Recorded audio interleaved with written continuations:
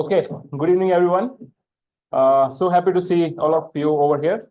Myself, Poojan, and we are meeting it for the 8th time in the consecutive 8 months. So yeah, this is Kubernetes User Group Canada, and I just quickly go through the introduction slides. We have a couple of announcements as well, and we have 2 speakers today, one from Grafana and one, I wouldn't share it right now, it's a surprise. And we have some giveaways as well. So yeah, hope you guys enjoyed today's session. So yep, oops, I tried to make it surprise, but the speakers are already in front of you. First one would be Nikola from Grafana Labs, and the second one is Jojo from 6 Degree Capitals.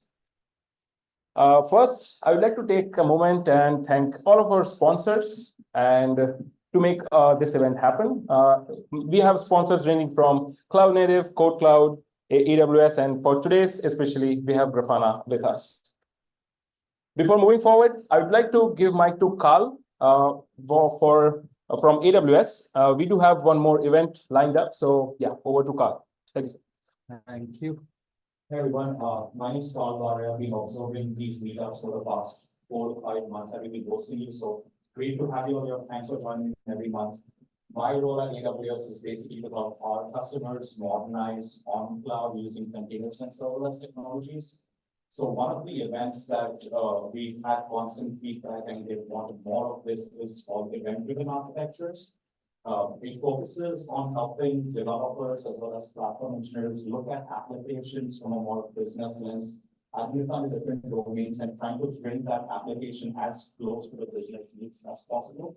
So what are the different techniques? How do we event storm, identify those domains, and modernize a monolithic app or build a net new app with event-driven architecture patterns? That's what we will be looking at in this event.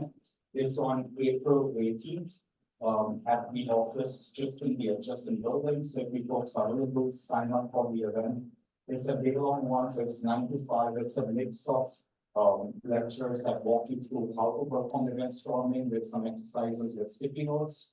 It takes you into a hands-on lab. And we even have something called a serverless espresso. It's basically an espresso machine that has a backend on AWS.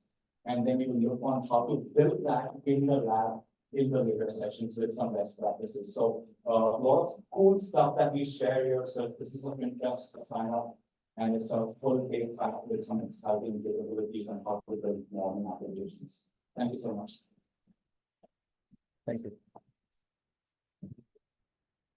Next up, how many of you have heard about kubectl? Awesome, awesome. And what if I just give the mic to Marino and he'll tell you more about what kubectl is. Over to you. Thank you, Poojan. All right, so how do we actually use Kubernetes today? Yes, all right, come on. Y'all are here, Kubernetes user group, you're not using Kubernetes, come on. Okay, so last year we ran kubectl in Toronto, and actually the year before that we did kubectl in Edinburgh. So this is the 3rd edition. And I'm hoping that you will all come. And I actually have a special code for you that's valid until midnight today. It gives you 35% off the ticket.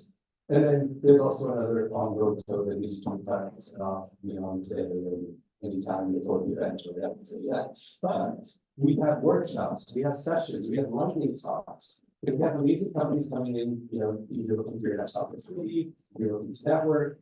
If you're just looking to get hands-on into the world of the cloud native event, you should check this out.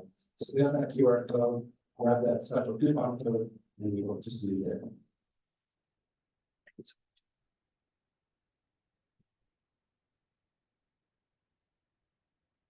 Okay.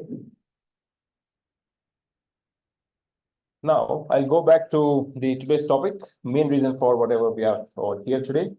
First up, I have Nikola with me from Grafana Labs. The topic is effective Kubernetes cluster monitoring, and he'll talk about more stuff related to Grafana and observability. So without wasting time, I would tell Nikola to share his screen and proceed. Thank you so much. I'm muted. I hope everybody can hear me on the. I think I yell enough. No, I need this. Okay, well, Okay, so I'm gonna have to figure out how to get this going. And I'm gonna have to use both my hands. So, okay, that's not gonna work. That works. Can you hear me or no? Yes, no? Okay, all right, got it. Now, if you excuse me, I'm gonna, this is Zoom. I'm not okay, it works, eh? Okay.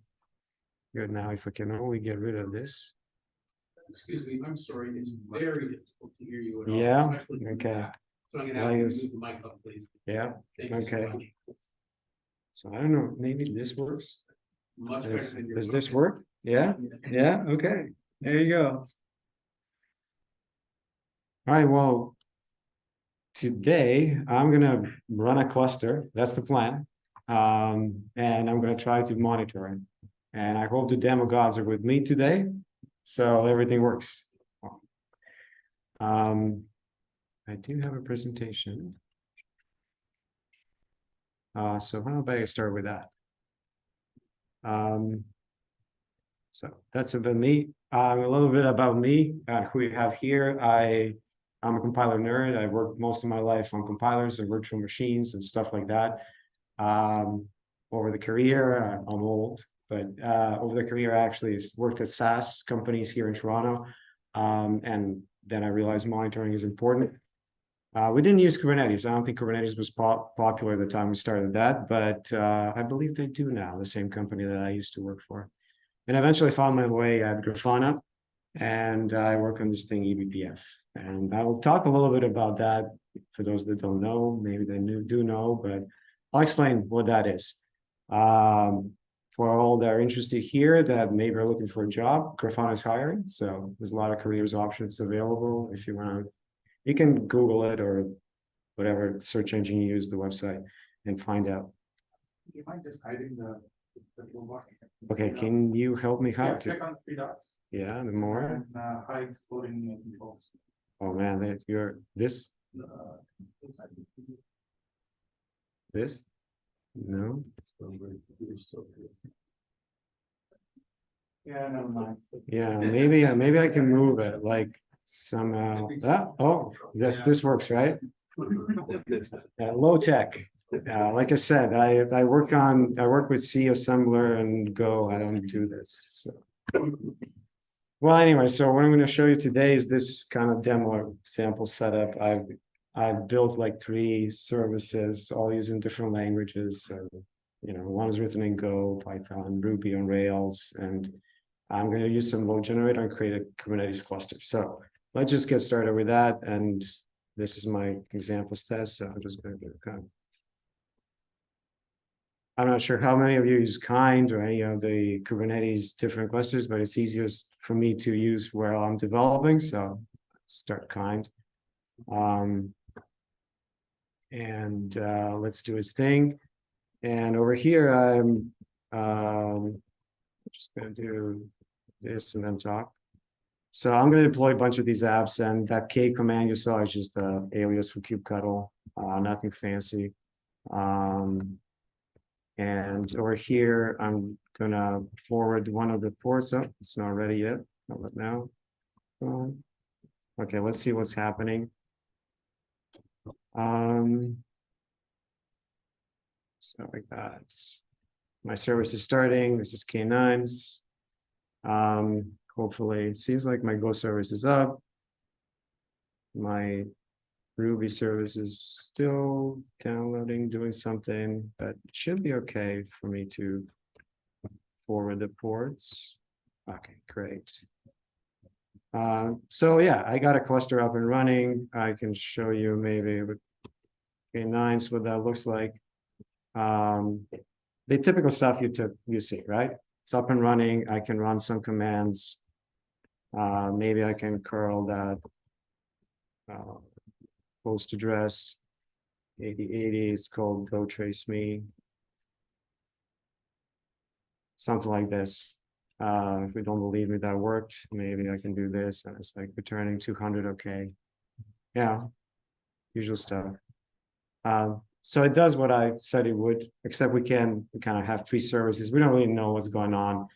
So what I'm going to attempt to do here is use Grafana, and I'm going to launch Kubernetes monitoring. So we can see what the service is doing, how much CPU is using, how my pods are doing, and so on. So while I'm there, I'm going to run this program that just going to spam this cluster with, I mean, 10 QPS is not too bad. So if you're on top, you're going to see, maybe if we zoom here, a bunch of stuff running. Hopefully my services are good. But I can't see much. So I want to monitor this. Maybe I want to put alerts. I want to see CPU utilization, stuff like that. It's a remote cluster. Let's imagine. So to do that, I have this handy command, but before I do that, I'm going to show you. This is my Grafana prod cluster that I started. There's a generous free tier forever, so if you want to use cloud, but most of our products are actually available offline. It's just easier for me to demo this on a cloud. So if you wanted to monitor this cluster, you go into configuration, and in cluster configuration here, it gives you exactly what you need to do. So it tells you that you need kubectl, you need Helm, bunch of stuff, like you can set up your cluster name. And once you pick where you want it, so there's a bunch of options here, it will give you this nice little script that you can just run, and it will install everything for you. Now, I've already added this repo, and I've already done this Helm upgrade. So I'm not going to run these two first commands. I've copied my sort of setup into a file called values YAML, which I can't open because there's private stuff inside, like my keys. But I'm just going to copy this command over here, which does that last bit with that values YAML. So let's do that. It's going to do its thing. So it takes a minute or two. It's installing a bunch of other stuff. So let's, maybe what I can do is open a full screen here on another terminal and do K9s, so you can see what's happening on the background. And you can see that we start a pod that validated that my cluster is supported, then it launched all these things. And basically, it gets us to a state that I have on the next slide. So it's this demo setup, and it's going to inject a couple of things. It's going to add the Grafana agent, which is a convenient way for pushing open telemetry metrics and stuff like that. It's going to add open cost, which is going to calculate how much is this costing us to run in production. And it does even produce numbers for my laptop. I guess it detects the model, finds the CPU, does some sort of calculation to figure out how expensive is my laptop. And then it gives us an hourly rate or something. And it does install this kube state metrics, Prometheus node exporter, all these things for you. So seems like it did what it's supposed to do. So now hopefully I will go into my Kubernetes thing in Grafana, refresh the page, and here the demo gods are with me. Maybe not. Maybe it takes a while. Let's see. Always happens, right? No clusters yet. Oh, it did work. So that's good. I just needed to be patient. So once you do this, all the data is sent. So you can see that immediately gets you a bunch of insights. You need a Kubernetes version, gives you a bunch of stuff like what my OS is like, kernel versions. It does figure out things like what my CPU is like and so on. So we're going to see metrics coming in here soon. But before we do that, we can see what we found about our little pods over here. So it lists all the pods, and here's my applications over here on the second page. And we can see my 3 services. So I can open maybe my test server here, and I can see the logs that we started. So some Go application, right? So all that information is already there. So Now let's see if my driver program is running. Maybe what I will do, I'll close it and I'll make it work a bit harder. So go back here, go on my driver script, and I'll change the rate to 100. Let's see what actually this does. All right.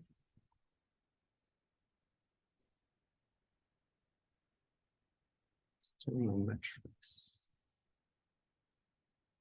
Okay, so let's keep on going with the presentation. I'll go back to it, hoping that this will actually, it will show up. And eventually we can see some data here that I can show you. There is something coming, so memory usage started coming in, but my CPU is still not there, or maybe it's my resolution. That could be also true. So let's see.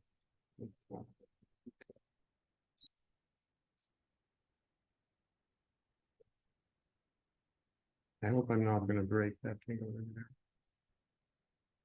Well, nothing is better than this, but maybe I can change the scale. Oh, Zoom sharing stopped.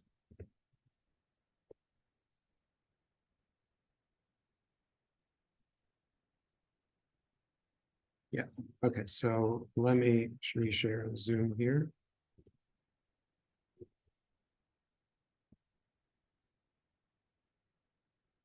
Sorry about that for folks on the call. All right, so we're seeing some data on this particular one. Let's see what the Kubernetes cluster looks like. So it gives me in the cluster navigation, I see my kind cluster. It shows me the various pods that are running, how is it doing for memory, how is it doing for CPU, various things around limits, hit, and so on. Cost takes about 15 minutes to show up, so it's not going to be there. But we can look at stuff like efficiency. It does try to predict whether I'm using my hardware efficiently or what I've allocated as my Kubernetes resources. So if you see orange or yellow, whichever like you interpret it, usually means that you're paying too much. What you want to be is green. So obviously my machine has 20 cores here, it's detected that. So I'm running single threaded. So not really great for cost performance issues. What else can we see? We can see how many cores I'm using according to the Kubernetes. What's my average memory usage? You can break that down by the various pods. You can see some of them are under provisioned. Those that are kind of like in red for the actual Kubernetes monitoring itself. Each one, we have like on the Kubernetes cluster, all the logs get joined together, but you can, like, as you saw previously, we can see individual logs. So in this, what I've done here, I've got this Ruby application and it's misconfigured. Yeah. So you can see it's constantly saying bad things about this Python host that is blocked. And we can see, memory usage and so on. What we can see is what my applications are doing. So that's the second part of my presentation. So we saw the Kubernetes cluster health. We know, like, resources wise, everything's working. We see stuff, but we don't know how many requests per second I'm sending here. So how do we instrument these applications that I've done here? What would it take? What do I even care? How do I see this stuff? So typically what we want to do is red metrics, or golden signals as Google calls them, and execution traces. That would be nice to have so we can kind of complement this picture that we have here. So typically how people do this is through language agents, OpenTelemetry SDKs. You add this stuff to your project, it instruments your application, you get everything going. Great. That's one way. There's downsides to that, but I'm not going to go into that. Another way, and this is what we don't like doing, is that you manually add code to your handler. So this is Go application, doesn't have an agent. So if you want to auto instrument it, there's really not much you can do, but you have to add code. There's some auto instrumentation SDKs, but in some places you need to instrument code. And this is like tedious. You got to add in your code and you one update version, you got upgraded, and copy paste makes it worse. But here we have another tool in Grafana, it's called Bela, which actually uses this thing eBPF to auto-instrument this application. So I'm gonna add it here before we go through this to the presentation. And I'm gonna zoom here with my window. So I'm gonna do guides. I'm gonna add a local image because I'm a developer on this project, so I'd like to go YOLO and run the latest main. So I'm gonna do kubectl apply. So I prepare the configuration for this Bela thing. I can show you later. So if we go back to K8s, we see this thing running now, this Bela thing. And it says a couple of things, but the most important thing it says is like, oh, I found all these applications here. You got this Ruby, you got this Python, you got this thing, and I'm just gonna go and instrument all this. I don't know if you guys can see that, but it's just a log. So what does it actually do? And what is this eBPF? I launched one thing and now I'm expected to see maybe traces or metrics or whatever. So we use this. So the advantages of this is like, there's no code, no agent, nothing you need to do. We just add this to your Kubernetes cluster. It can generate open telemetry metrics or traces or both. And it does have native Prometheus support. So this is what I did. This Bela thing. So I use this eBPF and I mentioned this. So what is this? So this technology itself is built into the Linux kernel. It supports augmenting your kernel capabilities with additional programming. So it's like, if you think of it as like the kernel modules in the past, but they destabilize the kernel, they can be difficult to work with across updates. So they came up with this thing where they added virtual machine that you can program. And with that virtual machine, we're actually injecting hooks. And these hooks can sniff events at Linux kernel or any libraries. So here's an example of my application wants to connect somewhere to a remote host, and then it's going to execute the sysconnect call. Well, with eBPF, we can actually go in and muck with that. So a Classroom probe, every time somebody runs this, any application code, we can get these events, send them to monitoring program, and our monitoring program now, what it does, it makes this open telemetry stuff. So that's Grafana Bela. And we support instrumentation of HTTP and gRPC services, no other protocols yet, it's in the plan. And it's Apache 2 license, you can do whatever you like with it. And we deal with all the messy kernel stuff. So I said enough about it, but did it work actually? Do I see something? So let's imagine like, and I wanted to see this, so I wanted to create a dashboard, and maybe over here, I'll try to create an event, some new dashboard here in Grafana, and add a visualization. I'm gonna use my Prometheus. Supposedly this Bela thing is generating metrics for me. I don't know if it is, but so I'm gonna go in here in the metrics explorer. And since this application HTTP, I'm expecting to find the OpenTelemetry HTTP events. So I'm gonna type HTTP and look at that. It has client request, body size, all these events. So I'm gonna add something like this. This is a good one. Server request duration seconds. So I'm going to select that, and I'm going to add a percent histogram. So what shall we do? Maybe 50th percentile or 75. Let's see what our services are doing in terms of 75th percentile. I want to split them by service name, and yeah, let's try this. And lo and behold, we got, I guess this is from me testing before, but I'm just going to zoom in on this bit. And seems like my services were doing poorly at the beginning, but now they're doing okay, right? So from 75th percentile. I don't know what it's like, so maybe I can change this to 99th percentile. Let's see what they're like there. Not so great. So, I mean, a little bit better than in the beginning, but Yeah, so then I will apply, save this, and I have my little dashboard, say, I'm gonna, dashboard, response. P99 or something, I save it, and then I have my Grafana dashboard. Now, if I didn't wanna deal with this, let's see if I actually have any traces. Like we said, there's gonna be application traces and see what my applications are doing. So I'm gonna go here. I'm gonna explore my traces in Grafana, and I got a bunch of these kind of. So let's see what time they were made. 11:29. So that seems recent. So let's see, what does a trace look like? So if I zoom this, I can close this. We can see the full application trace of my 3 services. So technically, I'm not actually lying that these are the services. They're here in the application trace. I got a test server calling it, and all the events and attributes are there. So you can see that this application, what port it was connecting. You can see the resource attribute that we detected. It was a Go application. And then further down, we have a Python server that ran this API. Well, let's see if it detected. So yeah, it detected it was a Python, and so I'm running on all these things.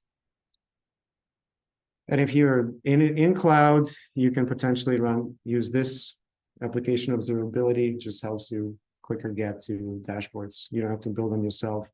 And so if I open my dashboards here, I see the same thing. It's nicely sort of structured in a way that we can see errors, traces, whatever. Can point me to traces at the same time. You can see any logs, and I'm hoping to see the service map showing this. Yep. For example, apps, are you having to like, are they aware of traces? Are they looking for HTTP headers or? No. So they don't have any tracing libraries? No. In the apps themselves? No. Plain. Yeah, it's magic. Seeing this last. How is it, like, are you gonna walk through how it's working under the cover? And if you like, yeah. If you'd like, I can show, I can explain. I don't have slides for that. It's a little bit low level. Let's see what I put in slides.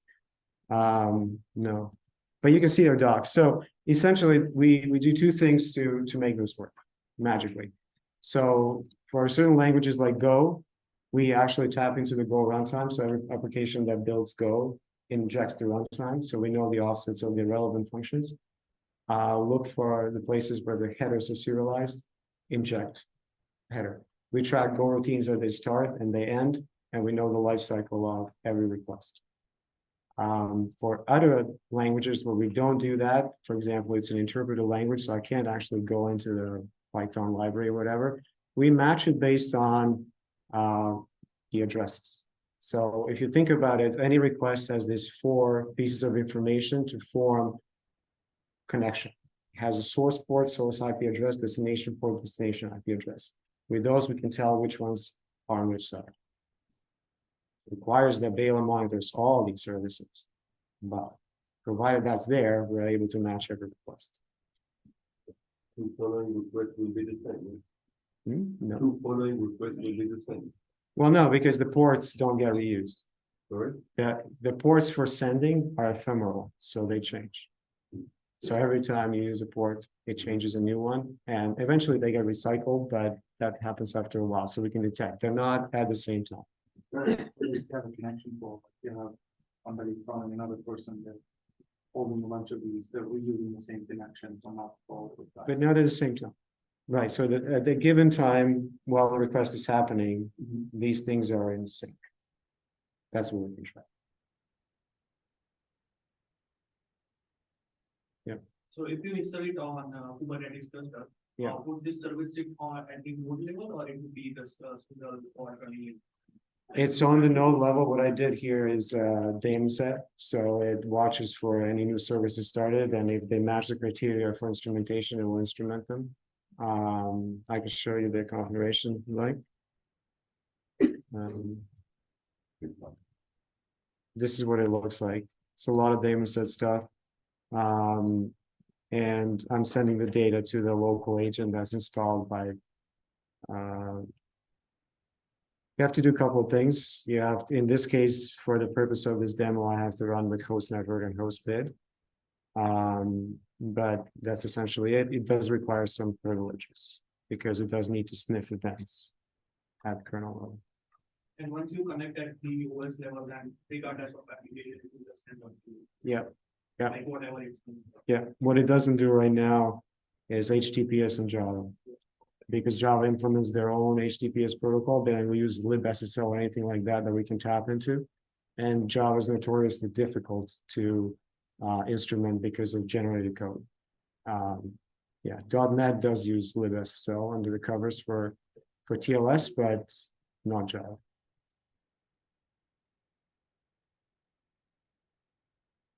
You said you're in some sort of injecting an agent to the kernel. So Yeah. What is the output of this? And I can see a specific log through my application, Yeah. and then I configure it. So the way that, I mean, what we've done is basically we've written handlers for things like sysconnect, TCP send message, TCP receive message. We wrote programs that look at those buffers. And then once we find an HTTP connection in there, we create events. And these events get sent on a ring buffer to a user space application, which reads them. And then the ring buffer gets parsed and we say, okay, this is an HTTP event, use the OpenTelemetry SDK and create a trace or start a trace or a metrics. And another question, if I may, what about logical logs? Like I want to see actual operations with kind of code. So as the developer, I need it after. So yeah, that I cannot we really can. avoid it. No, absolutely, yeah. So if you logs, we can't do. This is pretty much sort of like a more of external view. We do only one thing there. It's new sort of SQL for Go. So if you're calling a SQL for one Go applications, we will detect that too. But in general, yeah. For DNS, we do have one other tool which is built into the product, not released yet, but we have a preview with it. So we have a secondary module which is for network observability. On the Linux kernel, we tap into TC egress and TC ingress, and then we produce full network events in there. UDP will be, so you'll be able to tell if DNS, what's happening with that as well. Yeah, good question. Yeah, that's a separate thing. I'm not demoing that. Yeah. We use that primarily to make service graphs. Yeah. Much overhead.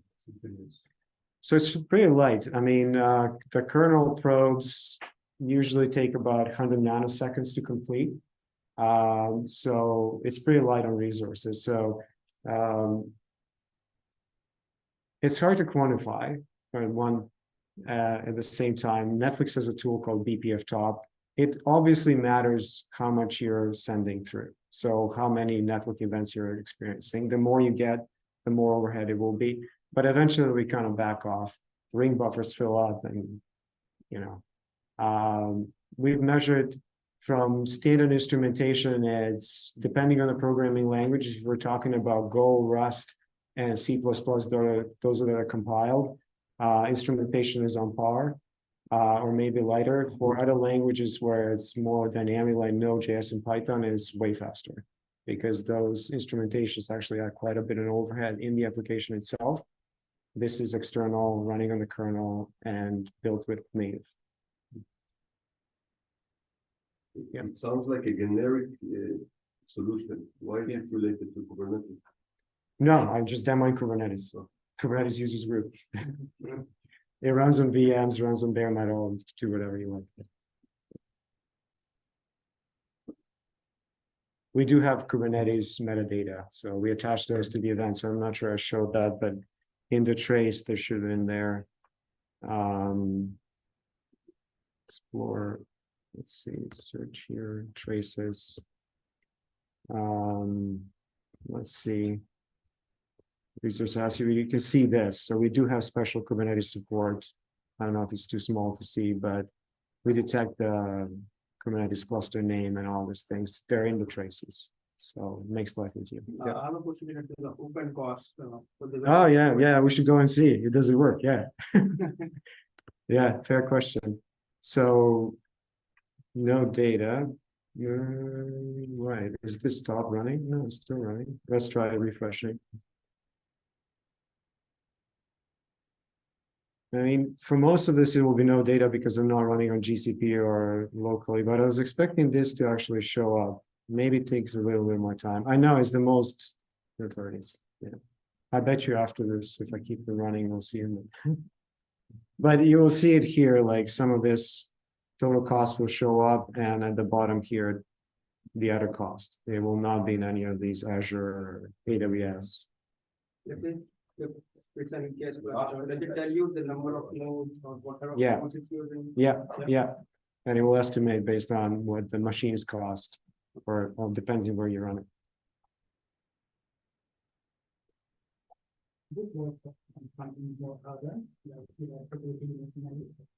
Sorry, I can't hear. Okay.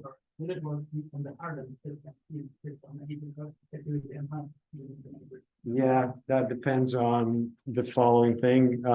Depends if the kernel is locked down.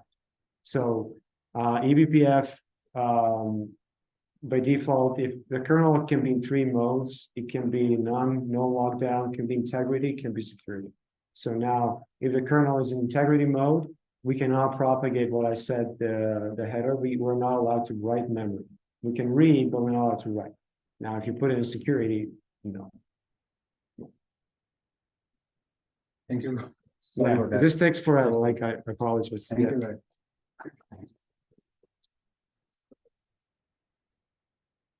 Sorry, I have to jump like this because. Yeah, no, I understand.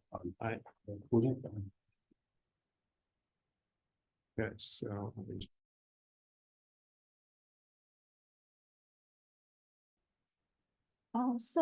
Hello. My name is Jojo.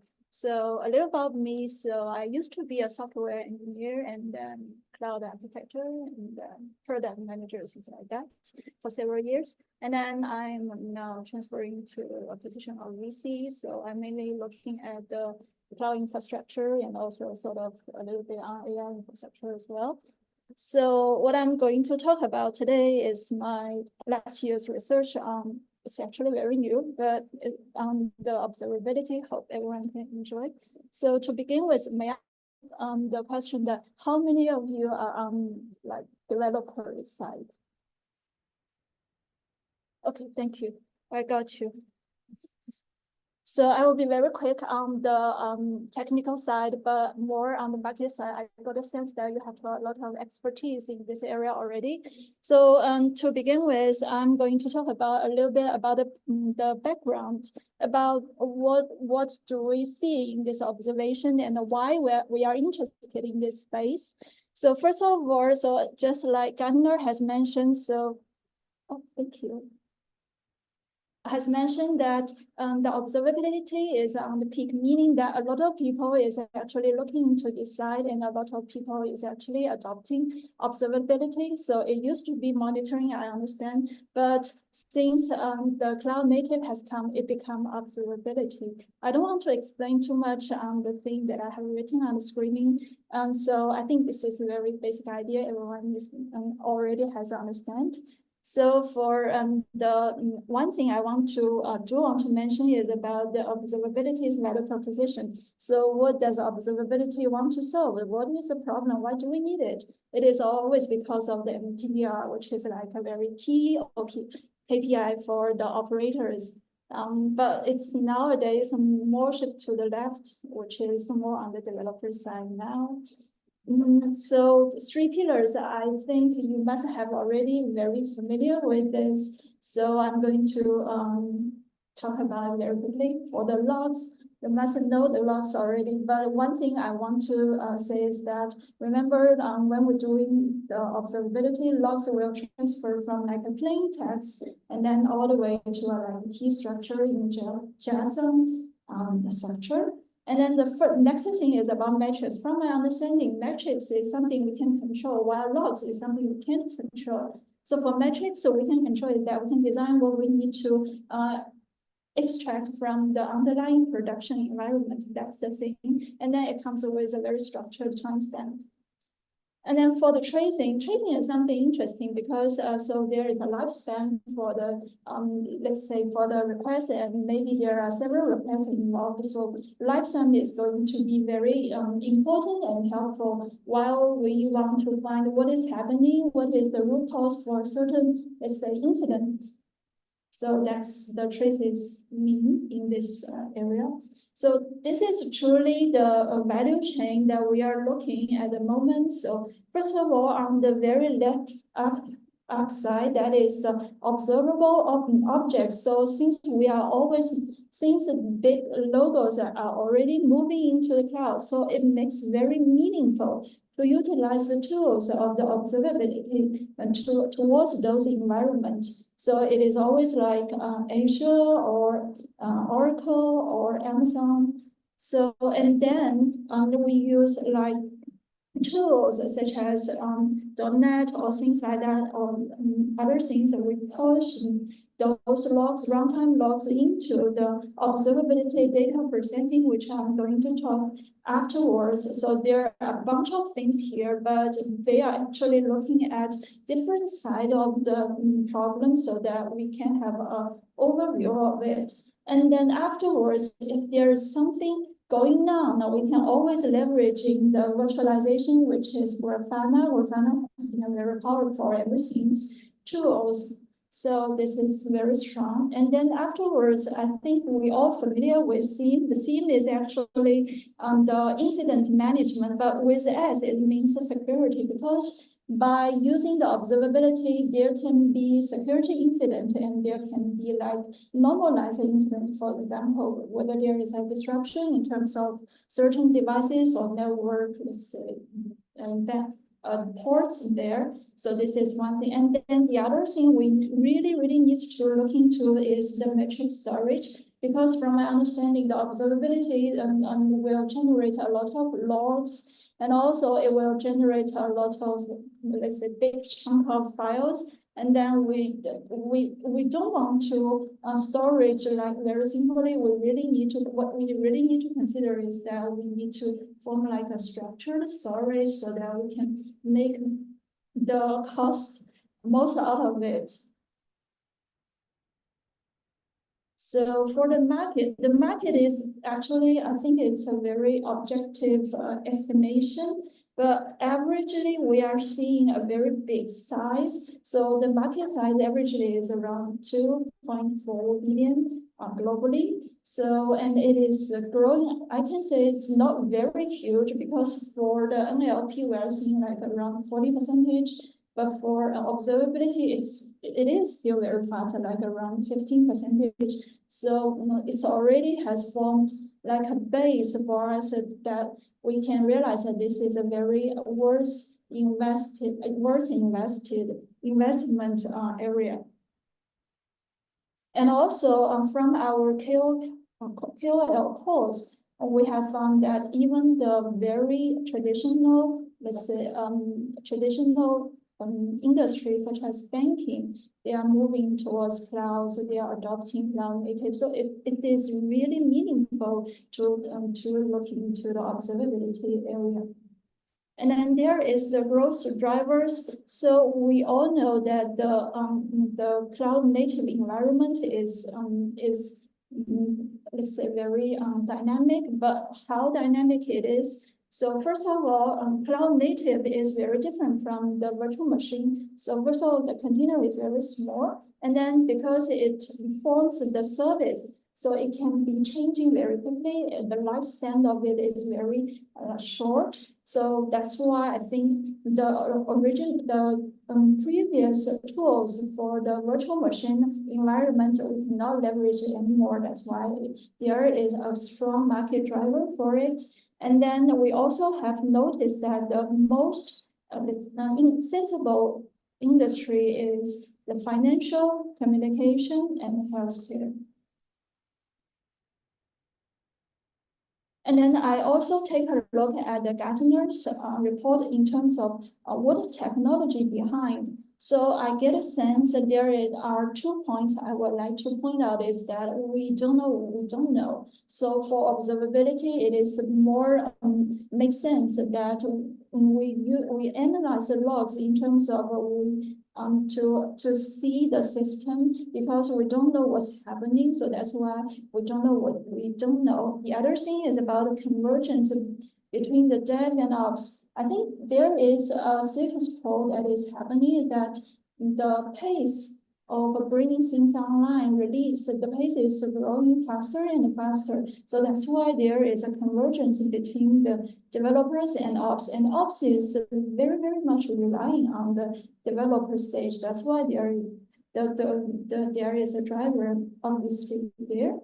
And although I think CNCF has addressed this market into monitoring, logging, and tracing, but I think this is more on the technical side, but not on the problems we are seeing. So the reason why we want to utilize the tools of monitoring, logging, or tracing is because that we want to sort of use the tools to do the operation, or we might want to use it to do the virtualization, or we want to do something around the logs and the routing. Then, for example,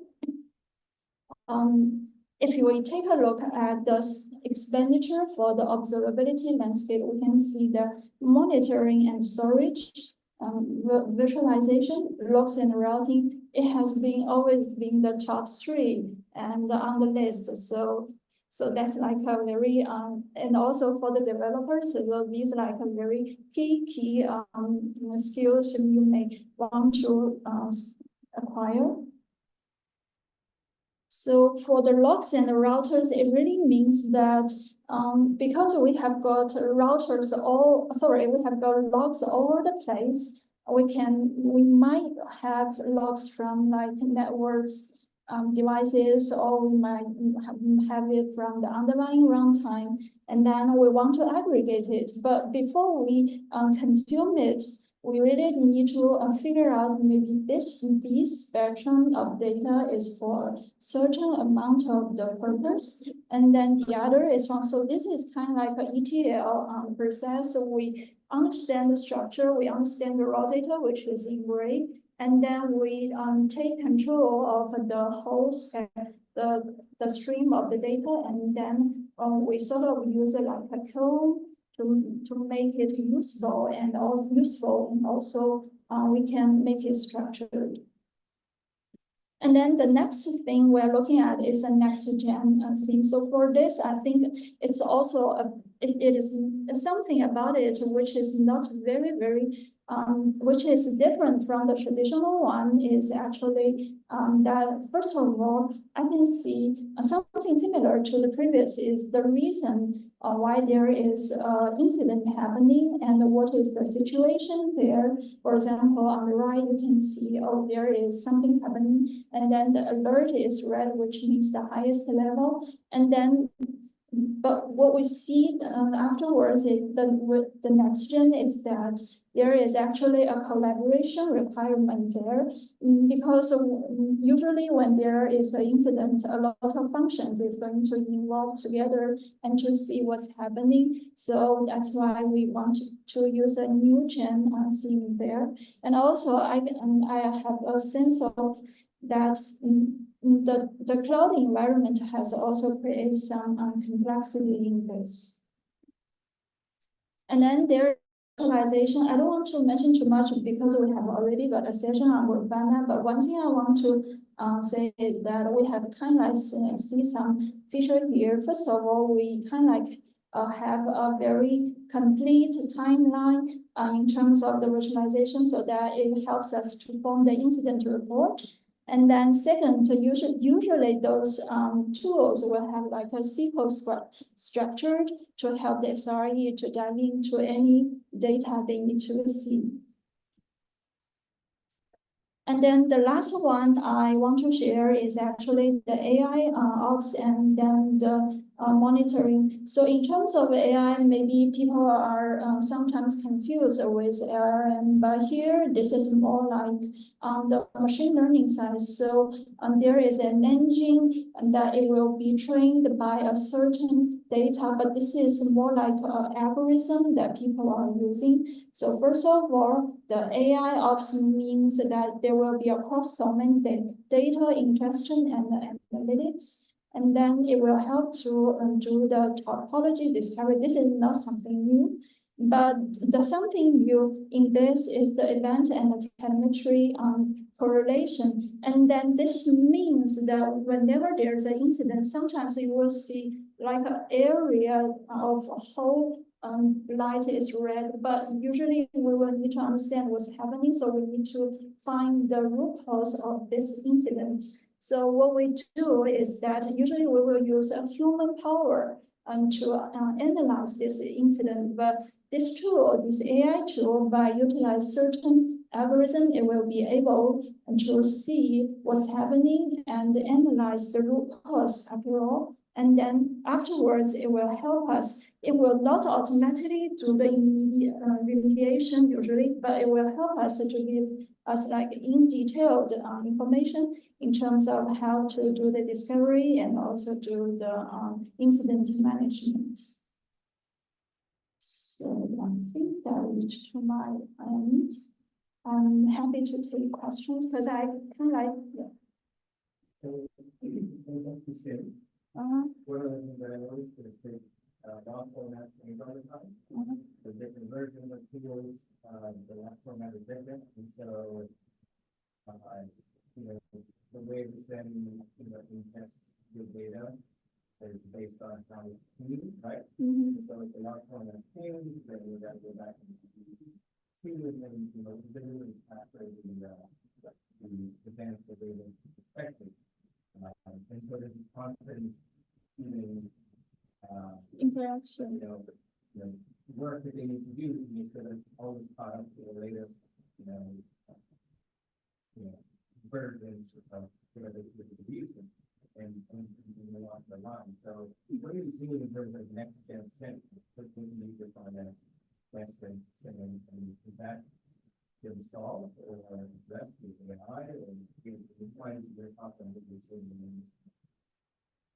Okay, so this is a very good question. Well, first of all, we are seeing a lot of players in this field, meaning that the next gen SIEM is happening, emerging, happening, and becoming maturing. So, in my eyes of seeing the next gen SIEM is, first of all, we can utilize ARM, which is very makes sense, but before we utilize LLM, we need to understand what the SIEM means. It means that we need to bring in, like, first of all, the security thing, the security incident, and in the environment of a multi-cloud. So what it really does is that it will bring in all the information there and then find the root cause. Not only the root cause, but also it will bring in the CVE in terms of the vulnerability, and then it will bring in next step to the collaboration platform, for example, Gina, Slack, that the SRE use, and then finally it will close the incident, and then finally it will help you to do the report. I have seen some automatic like incident report that can kind of like reduce the time for this SRE, but this is what I've seen so far.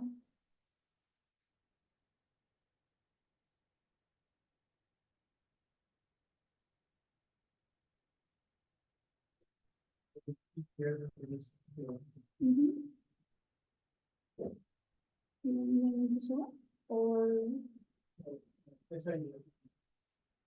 so here.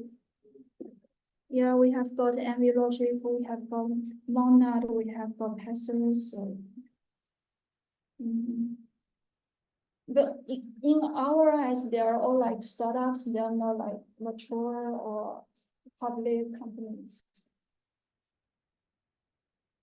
So observability and telemetry joining the actual space. So on the VC side, what do you see in the industry? Like somewhat similar to the CMC industry, like what do you see the next thing in? Is it like towards more analytics or something more than that? Because the Grafana and everything, the other things are like what towards that. Okay, so this is a very good question. So my own observability, let's say.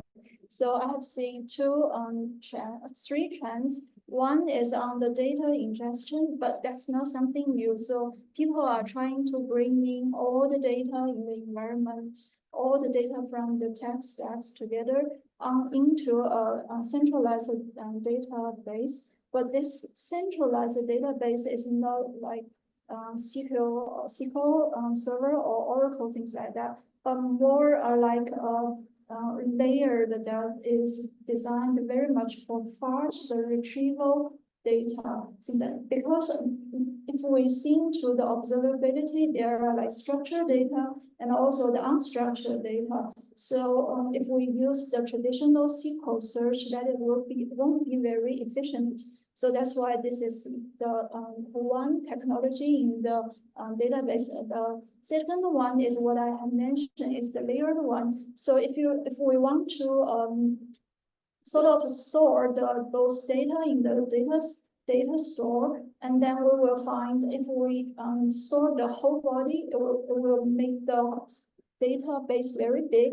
And then we may not possible to retrieve the data out of it. It becomes very slow, and also the cost becomes very high. So people are thinking about, can we make some transferring, making some filter there?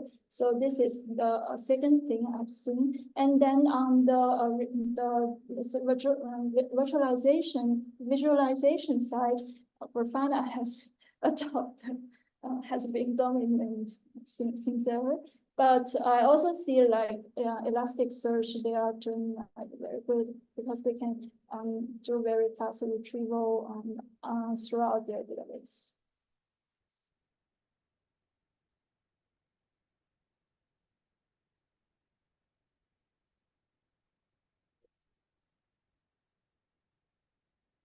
How much adoption of your users have you seen that helps you to are you seeing adoption really happening at the company level? It's still more of a fancy, quickly have feature as part of the application? From my side, I cannot tell from the customer side, but I can tell you from the VC side. So from the VC side, we are seeing usually if there is something like acquisition, meaning large logos and buying small companies, then that means that the customer requirement is or demands is really there. That's why the big logos want to pay their money at a premium price. And then we are seeing Movesoft, which is here in the AI ops, has been bought last year. So that's why I think the real time is there.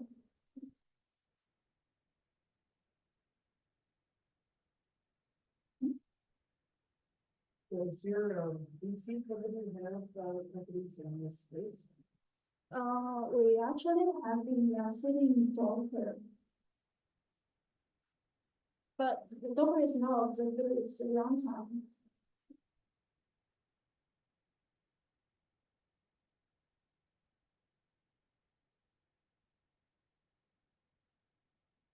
The follow-on.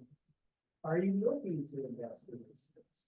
Yes, we are. Actually, last year after I have done this research, we have encountered two opportunities, but it happens that the opportunity is very competitive. And then we lost Movesoft before it got acquired, which is a regret to me. And then we also kind of like look at another one, but we didn't get the chance. And for the tracing, there's a nice thing. So other than the monitoring and that on PC side, what tech space is it like personal or it's everyone's You mean other sectors other than just high level of tech, like cloud everything like other than the telemetry and it didn't with that, other than telemetry and also what's your like preference? You mean adjacent sectors within the cloud infrastructure? Database is always my favorite.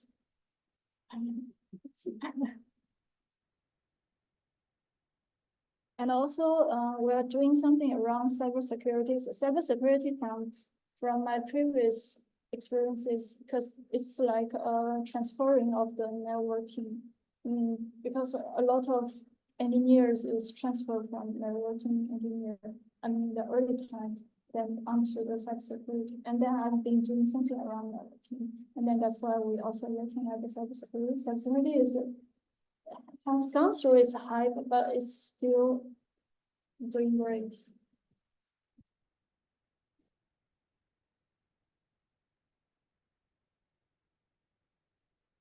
Okay, thank you so much.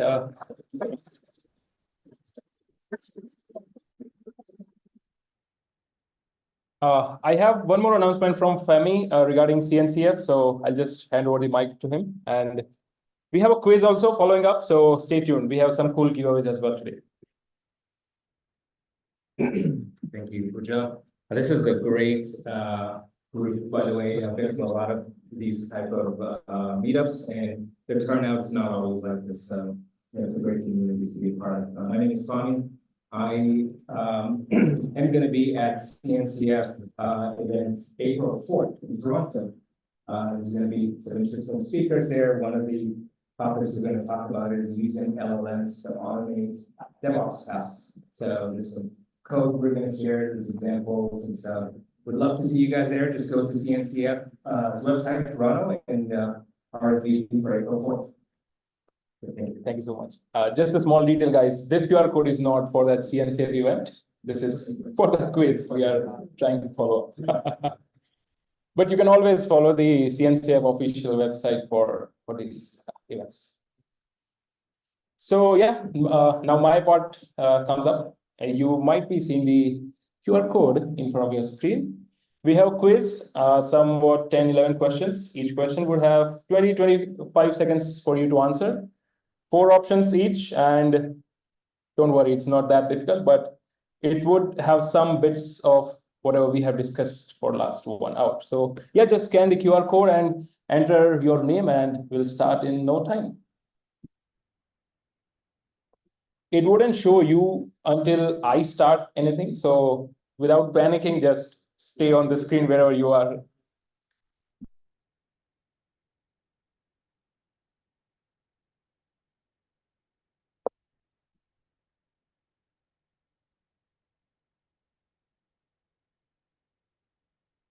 Just one thing, if you can't scan the QR code, you can use the URL to join in, which is in the bottom, join.quizhub.com. Yes.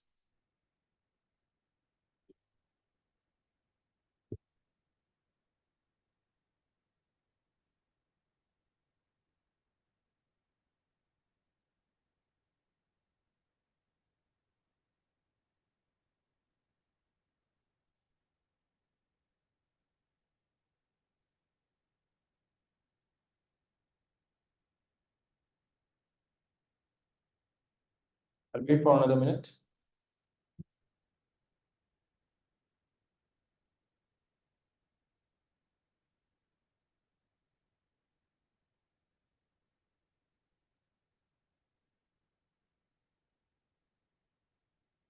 Okay, let's get started.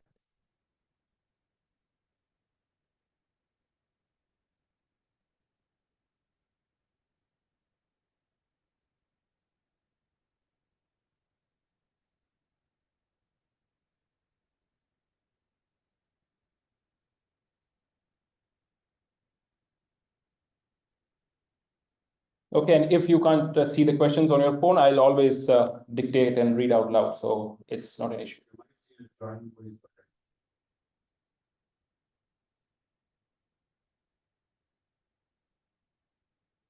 Yep, I have around 25 joined. I'll still wait for another minute.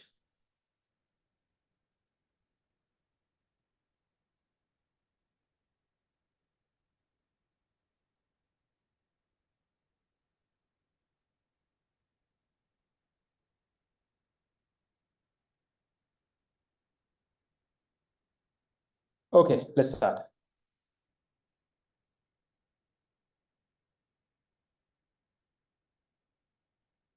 So why is Grafana spelled with F instead of PH? Grafana is too long. The initial developer was Swedish. It was misspelled when the GitHub project was created, and Grafana domain was cheaper. That's why they spelled it.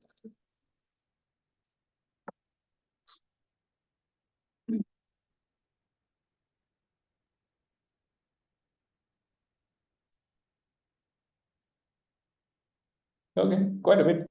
No, you can't misspell the GitHub repo. That's incorrect. That's incorrect. The second question up.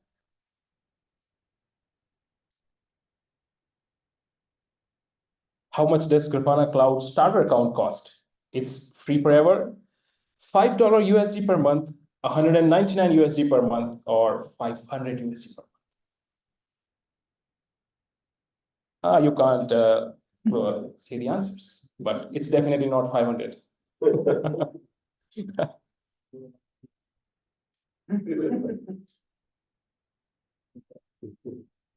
Yep, most of us got it right.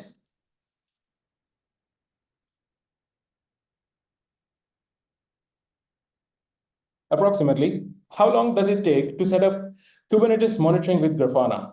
2 hours, a decade, 5 minutes, or 7 business days? A business, basically, yes.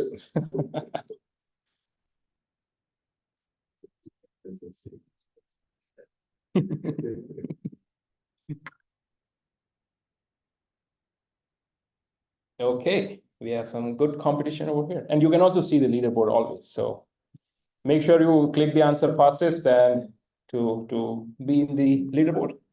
The fourth question up.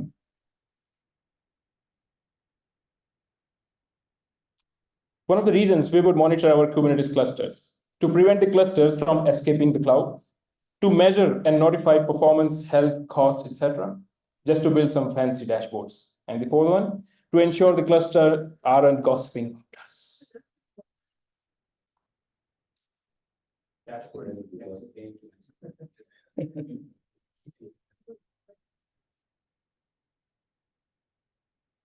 Okay, we still have someone who is interested into gossiping of the clusters.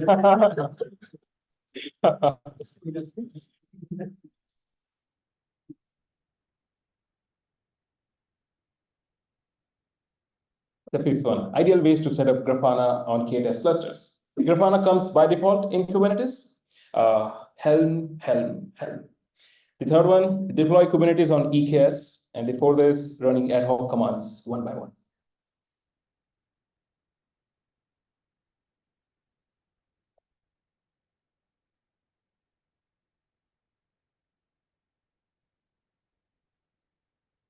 Yep, happy helming.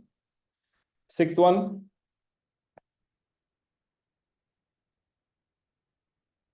which is not one of the pillars of observability: logs, traces, visualizations, and matrices.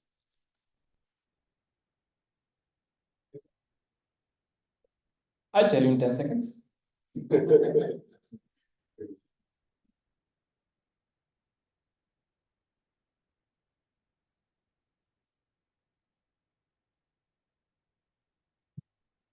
No, 16 people. It's not matrix. It was on the PPT. Come on. Okay, seventh one. We still have 4 questions left. Wrap it up. What does the pillar of matrix in observability primarily focuses on? Counting coffee breaks, tracking resource usage, response times, other performance indicators, aggregating system errors to observe the system internally, how it interacts.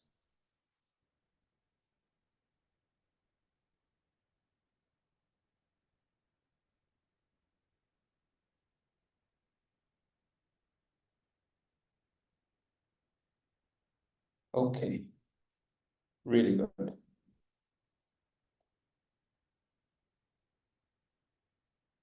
What is the full form of SIEM? Security, Information and Event Management, Simple Email Message, Security Event Management, System Infrastructure Enhancement Model.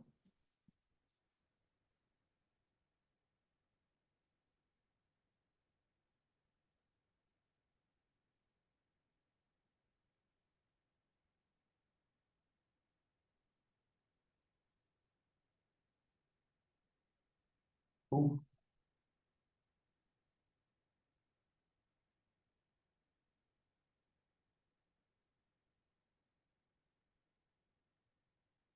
does the concept of tracing primarily involve?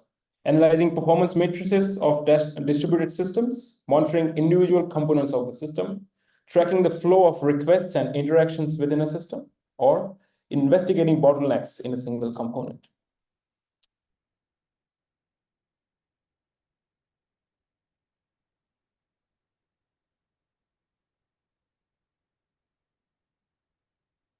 Okay, almost everyone got it right.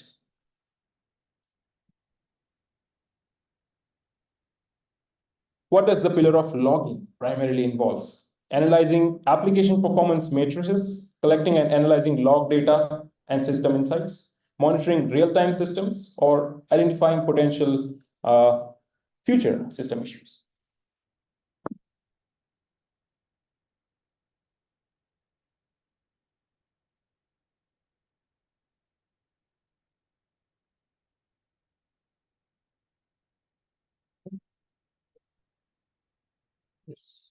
The last one. This is the most difficult. How much discount you can claim on Cube Huddle event for today?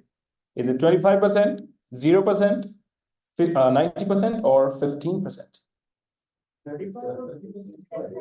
Well, that's for just for today. I'm not talking about, he also mentioned some two options. So you might have missed the amount. Correct me, Marino, if I'm wrong. Yeah, yet everyone got it right. So awesome. Let me end the quiz and the leaderboard.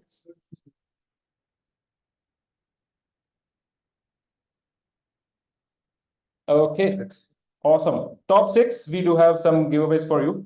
We have Code Cloud subscription, 6-month subscription for you. And for other three people, we have packed ebooks. So, yep, that's it from us. Thank you so much for joining, and we'll see you next time. These top 6 winners, please wait here. Let us take some pictures. Give us your IDs and emails so that we can interact for your giveaways. And yeah, thanks a lot. I'll take your leave. Thank you.